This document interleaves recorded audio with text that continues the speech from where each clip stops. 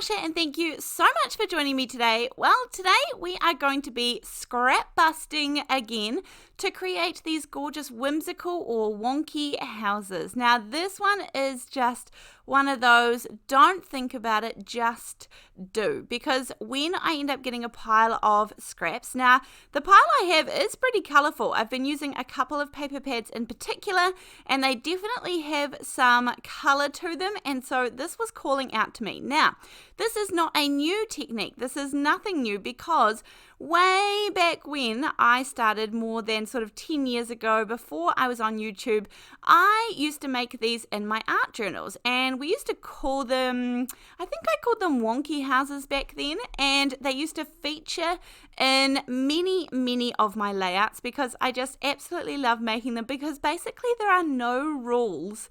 And so I won't show you my masterpieces from back then, but these are what featured heavily. Now, not always so bright. Usually, they probably weren't actually usually as bright as this, but this is where you pull in your scraps. You can pull in some book pages. You can pull in some trims, some leftovers from die cutting. You know how sometimes it leaves like a nice die cutting edge on the scrap? Well, that's what these are great for.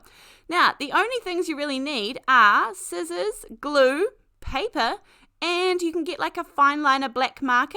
If you want to go around the edges, you could have a little finger dauber with some ink and maybe some vintage photo or something that's going to go with it, something generic.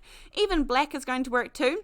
Now, this is the Happy Days. This is the paper pad that quite a few of these scraps came from. So this one is the Happy Days, but also the Bright Botanicals, also from Pink and Main, is where lots of these came from. So those two are some paper pads that I've been loving and using at the moment. But let's walk through and create some of these together, because truly the answer is to not think too deeply about colours, patterns. You really want to have them, you know, mismatching essentially. Don't worry about putting reds and oranges together. Don't worry about any of the rules. We don't want straight lines. We just want you to sort of Henry Matisse drawing with scissors, as he was famous for, and that really means that, you know, you don't pre-draw out the lines, no measuring, no all of those things, just, you know, cut basically. And, you know, don't think too deeply. Here I'm basically going to aim for a base to my house, and then a roof to my house, and windows and doors. And that's pretty much what I do. I don't even want the roof to be even. I want it to be mismatched. It can be round roofs, triangle roofs, square roofs. It can be half of a circle cut in half. You can add trim to the bottom. Sometimes I go with a quick flick around with the ink, and not choosing to be too fussy, I guess, not trying to make these perfect, because this really is one of those things that you sit down and you just have sort of a big session in creating them, and then this can go into your stash, because let me tell you, these on cards are going to be gorgeous. Now, of course, we're going to create some of these, and then we are going to make them into cards, because I want you to see the finished versions of how you can go about using these. Here I've used some little book pages because it had a nice trim on it. I think that's why I kept it, and so I'm going to cut out some windows and a little rectangle for a door. I have added some trim, and then this is going to be like a little chimney to pop out the top.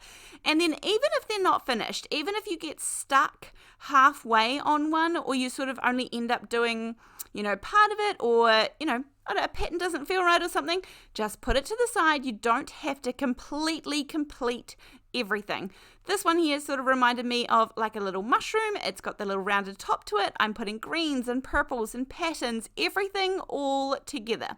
That roof that I cut out didn't quite seem to fit perfectly. It didn't seem big enough. I'd cut it a bit small, so just cut out another one, and we're away laughing, ready to go. And again, you want to have things on different angles. You can sort of go skinnier and then wider. You can go just absolute freedom to create these gorgeous little whimsical houses. Now, as I said, these are not new. They're absolutely everywhere. There are some beautiful art journals and mixed media pieces using this sort of technique. It's very old. It's been around forever, but something that also you can take from art journaling and scrapbooking and mixed media pieces and add it into our card making as well, because these are gorgeous, and I always always have scraps. I do try very, very hard to make sure that I don't have too many scraps at once, and that is when I have these sort of scrap busting days. Now, as I said, I've been using those couple of paper pads a lot and loving them, but ultimately when I end up using them, I usually end up with a pile of scraps, and then this is where these ideas come along. I did one recently where I created some buttons as well out of paper, and again, it's when I have all of these sort of different size scraps laying around and just moving on the scrap piles basically, because I, for one, find it overwhelming when the scrap pile gets too big or it takes up too much of my small space. So for me, that's when I know I need to move it on. I need to turn it into something, create it into something, or even if that means giving them away to a local primary school or kindergarten or something like that where they can also enjoy them. So don't think that you have to make them into something. Sometimes the answer is you're welcome to pass them on. Someone else will be grateful for them, I'm sure.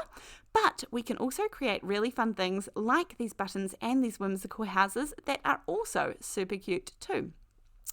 Now, again, I'm just going through these, trying not to think too deeply. Now, if you recall at the start, I did say that you could have an ink, like a fine tip black pen, or you could have a white one or something to add on details. Now, that is where some of these little houses can kind of come to life and we can add a little bit more to them. So this is not their finished state. Really, we are just doing the cutting with scissors part, the drawing with scissors, and creating a base layer. Now, by all means, I take these, to a certain point, but you could also keep going and add in textures, fabrics, wires, nettings, flowers, buttons, all the things. So you could add in all sorts. Now, this is the ink roller pen from scrapbook.com. This one is my favorite.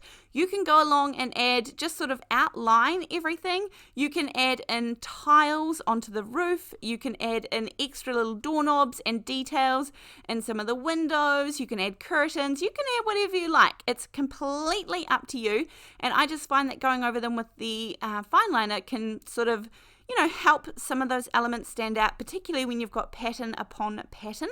So lots of little different doors that you can create. You could also do some stamping on these if you wanted to. So many different things. If you ran through some of the roofs through with like brick embossing folders or stone or, those types of things for some texture in the roof, that would look really cool as well. So many different options, and truly it is just a wonderful time to play.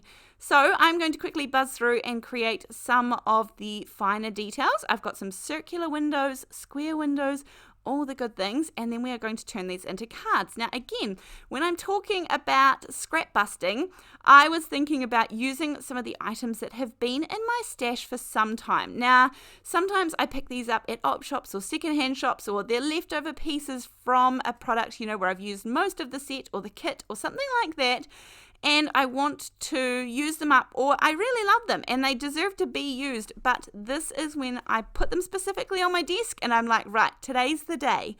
And these are a couple of these items here. These are rice papers from Stamperia, and they are gorgeous. They are from the Romance collection, and they have these sort of words on them that had put me off a couple of times using them.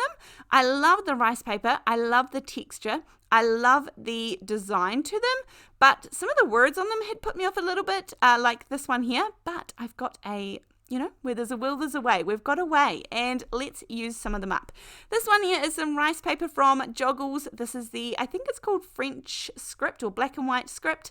Now, a really fun way to use rice paper if you would like to separate this off. I love that fibrous look. All I'm going to do is put some water down on my desk and then take a little fine paintbrush, and you can just do this. You can do it with tissue paper as well and rice paper, and you just wet the edges where you want to go, and this is going to sort of help it tear, but where you want it to tear. So it feels like a controlled spontaneity sort of version of ripping. That's a contradiction, but you know what I'm saying. It rips where we want it to rip, but it still looks ripped. And so this is absolutely gorgeous. I'm actually going to take this watercolor black pencil. I thought I would do a bit of outlining and sort of create a border. Now, I think this actually melted in the sun, so excuse the tip, but anywho, we're going to add this little outline here, just a really rough outline, and then I thought I would add some water. Honestly, this sort of ends up shrinking into the background and you can't even see it very well. I was hoping to sort of create a border for the house, but as I said, when I add some water, it ends up sort of, not being not too much of a focal point, but that's okay. We love added details in the back, and you learn as we go along. So I add a little bit of water to this, which darkens it up. It's going to lighten a little bit when it dries because this was obviously a watercolor pencil. And if you don't rip the rice paper or the tissue paper while it's wet, then it's going to stay perfectly fine. It's not going to be weakened or anything. It will dry nicely, and it dries very, very quick. So that's why I just give it a quick wave, and we are good to go. So I'm going to pop it down on my piece of paper just with normal glue. Again, I'm going to be covering this up, so I wasn't worried that it would seep through. It didn't end up seeping through anyway, but just in case, I'm putting these onto 4 1/4 by 5.5 inch white cardstock card bases. I make all of my card bases from the £110 Frenchville brand here that I can get in New Zealand. I get it at Spotlight, and I know that you can get it in Australia at Spotlight as well. It is really, really good quality. I used to use the Nina Solar White £110, and it's very comparable to that, I would say. It behaves in exactly the same way with alcohol markers, stamping, colouring in, all those things. So I have shifted over to this a few years ago now, and I absolutely love it. Again, here is some pieces of fabric or paper. I'm not sure which one this comes under. It's a bit sparse, but it creates a beautiful background and it brings in those textures. Again, you could use some of this as some of the elements on your whimsical houses, but for me, this was just going to be backgrounds, and I'm not worried about colors. I'm not worried about making things match. That's sort of the beauty of this. So I am using this little sticker pad here. This is from Simple Stories, and it is absolutely beautiful. This one has been used for, I don't know, probably a year now in my card making. It feels like it's lasting forever, and it feels like it pops up in a lot of videos, but that just means it's a really good value. So I will pop on some little sentiments. Of course, you can leave these off. You could stamp them. You could put them on a little banner. And these are just, nice little cards to hand out to friends. They could be in a set, but they could also be standalone and be perfectly fine too. I'm going to add some little bricks on the top, or tiles, whatever you'd like to call them, on the top of this one, just because I thought it was missing a little bit of detail, so we can add on something there. You could also stencil some paste onto the top. That would look cool as well as a bit of texture. Now here I'm using those rice papers, and again, I'm okay because I'm actually going to cover up those words down the bottom because, as I said, I love the background, I love the rice paper, but I don't need those words. So that one will do. I'm using a little piece of light blue cardstock as my card base, and popping this just so that those colors from the rice paper really shine bright a little bit. They got a little bit lost on some white cardstock, so I thought I would change it up and add some blue behind it. And again, these are just a really fun crafting time where I was just happily singing away to myself, probably enjoying my afternoon of using up my scraps and putting them into these gorgeous cards that I can then give to friends or be used by friends. I would love to know if you've got any other ways that you tend to use up scraps in your paper crafting or card making, aside from the obvious of, creating backgrounds and things for scraps on cards. Are there other ways, like for example the buttons and the whimsical houses that I've created, other bits and pieces that you use up your scrap pieces of cardstock? How do you deal with scraps in your craft space? It is a forever task and job basically, which is fine, but again, it needs managing constantly, and I don't mind doing it at all. As I said, it creates new opportunities for me to create. So I would love to know though, and I hope you've enjoyed creating these cards with me. I hope you've enjoyed these houses. I actually hope you give it a go, and if you do, I'd love to see it. So you could post your photos of your versions over on my Facebook page, which is Come Crafting with Natasha. I would love to see them there. Thank you so much for being here, and I will see you in the next video. Thanks, bye!